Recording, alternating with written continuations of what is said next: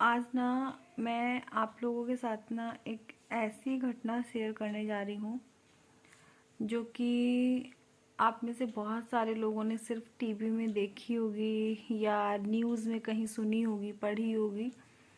लेकिन हमारे साथ ऐसा हुआ था 2007 में। बहुत बुरा टाइम था वो, और हमारे लिए बहुत मुश्किल था। आप लोगों के साथ इस टाइम इसलिए शेयर कर रही हूँ क्योंकि अभी रिसेंटली ही उस घटना को लेके ऐसा कुछ हुआ है जिसकी वजह से सभी लोग बहुत खुश हैं। और खुश हों या दुखी हों, ये एक ऐसा टाइम है कि समझ में ही नहीं आ रहा कि हमें खुश होना चाहिए, क्या करना चाहिए, क्योंकि जाने वाला तो गया, वो तो कभी लौट के नहीं आएगा। तो मेरे भाई थे, मेरी बुआ जी का बेटा, सबसे बड़ी वाली बुआ जी, मेरी 4 बुआ हैं, तो उनमें सबसे बड़ी वाली बुआ जी के 2 बेटे थे।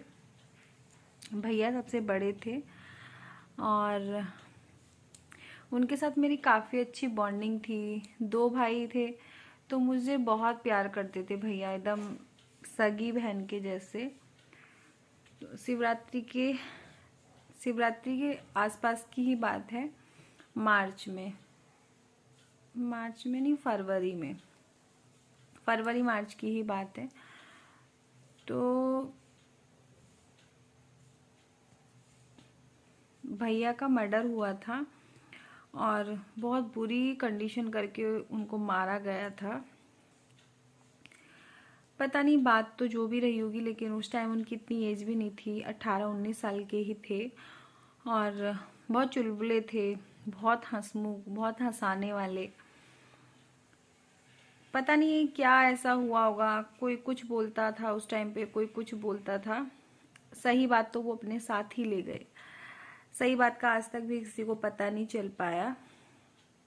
तो हुआ क्या था कि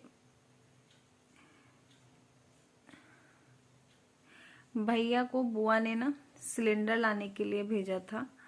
तो सुबह ही सुबह का टाइम था और बुआ जैसे बताती है ना तो बहुत रोंगटे खड़े होते हैं। बुआ बताती है कि उस दिन ना बुआ भैया को देख ही नहीं पाई थी। भैया अंदर, बुआ बाहर, भैया बाहर, बुआ अंदर, कुछ ऐसे ही। और बस भैया फिर सिलेंडर लेने चले गए और उसके बाद भैया आज तक नहीं लौटे। उनको वहीं से किडनैप कर लिया गया और उसके बाद शाम तक इंतज़ार किया, कहीं मैच ना खेलने चले गए हों, किसी के साथ ना चले गए हों। उस टाइम फ़ोन भी नहीं होते थे लेकिन इतने ज़्यादा नहीं जितने जैसे अब सबके पास ही फ़ोन होता है, तो बस ढूंढ सकते थे। अमरोहा की बात है ये, आप लोगों ने अमरोहा सुना होगा। तो बहुत ढूंढा, शाम तक भी भैया नहीं मिले। फिर इधर उधर सब में खबर कर दी गई कि भैया जो है नहीं मिल रहे हैं। नितिन नाम था उनका। तो सब लोग फिर अगले दिन से ही उनके घर पहुंच गए थे, हमारे यहाँ से भी सब लोग पहुंच गए थे। और ऐसे ही मतलब पुलिस में भी रिपोर्ट वगैरह लिखाई गई और न्यूज़पेपर में भी निकला। मतलब एक तरीके से ना जो कानूनी कार्रवाई होती है वो शुरू हो गई थी। और जिसने उनका मर्डर किया था उसकी माँ बुआ के ही घर में बैठी हुई थी, सारे टाइम बुआ के घर में थी। वो सारी चीज़ों की ना जो भी हो रहा है, क्योंकि कोई विश्वास ही नहीं कर सकता था कि ऐसा भी हो सकता है, ये लोग ऐसा कर सकते हैं। तो वो सारे टाइम बुआ के घर में बैठी थी और जो भी कुछ जैसे भी हो रहा था ना वो सारी इन्फॉर्मेशन अपने घर पे दे रही थी। अब जैसे भी पता चला, बहरहाल पता चल गया था, क्योंकि मतलब प्रेशर बहुत ज़्यादा था और सोर्स भी बहुत अच्छी थी। तो उस टाइम जो है ना, जैसे उस टाइम बहुत कुछ ऐसा हुआ था जब हमें तो इन चीज़ों की नॉलेज भी नहीं थी। उस टाइम फ़ोन ट्रैक पे रखे गए, क्या हुआ, बहरहाल पता चल गया था कि जो मेरी बुआ के एकदम बराबर वाला घर था, जैसे आगे पीछे घर होते हैं, लगी हुई छत थी उनकी, मतलब बुआ के घर से उनके घर के अंदर का सब कुछ दिखता था। बुआ ने मुझे दिखाया भी था बाद में कि देख शिल्पी, जब मैं गई थी भैया की डेथ के बाद, कि यहाँ ऐसे ऐसे ये सब हुआ था, तो उन्होंने अपने ही घर के आंगन में भैया को मार के दबा रखा था और बहुत गहरे गड्ढे खोद के, बहुत गहरा गड्ढा था।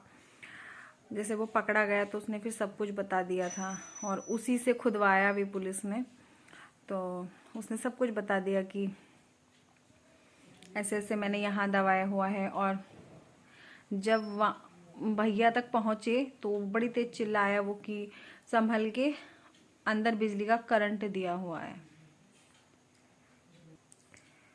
तो उसमें ना बिजली का करंट दिया हुआ था और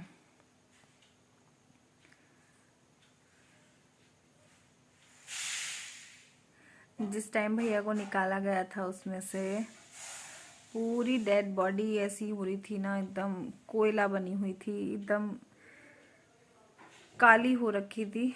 और मेरे रोंगटे खड़े हो रहे हैं अभी भी।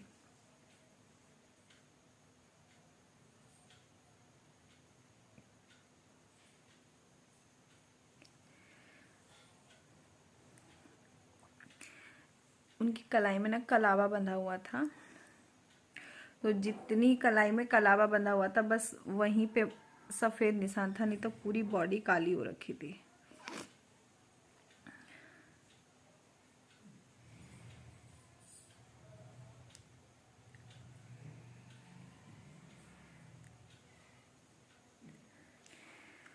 और फिर बस वो लोग पकड़े गए, उनका अंतिम संस्कार किया गया कलावे से। और एक दो चीज़ और थी ऐसी जिससे उनकी बॉडी की पहचान हुई कि ये भैया ही हैं।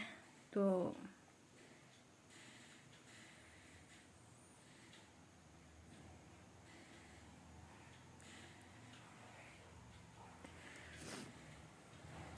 हम उस टाइम बहुत बुरे दौर से गुजरे थे और मेरे पापा के दिमाग पे बहुत असर हुआ था इस चीज़ का। पापा 2-3 महीने में उठे थे, उनको एक ऐसे हो गया था ना, सदमा लग गया था। और फिर उन लोगों को सजा हुई और अभी 2-3 दिन पहले, मैं फ़ोटो लगा दूंगी,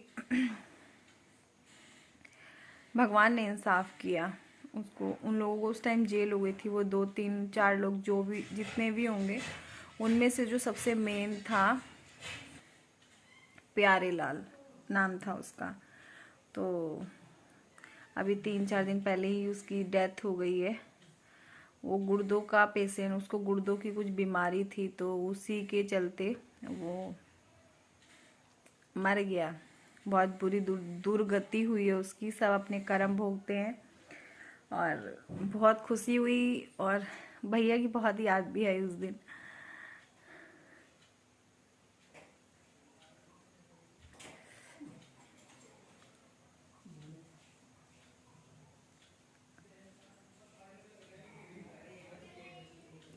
खुशी का दिन था वैसे उस दिन। हमारे यहाँ बुआ जी के यहाँ खूब पटाखे वटाखे जलाए उन लोगों ने, जो छोटे वाले भैया हैं। और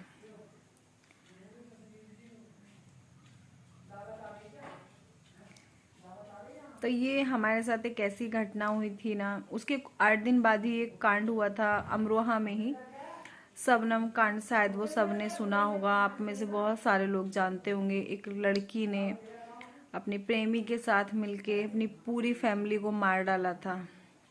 तो ये 8 दिन के अंदर अंदर 2 केस ऐसे हुए थे जिससे पूरा अमरोहा जिला जो है हिल गया था। और आसपास के सारे ही जितने भी जानने वाले लोग थे ना, सभी बहुत ही कि ये क्या हुआ, ये क्या हुआ। तो ये दो ऐसे केस हुए थे उस टाइम पे ना, सबको हिला देने वाले।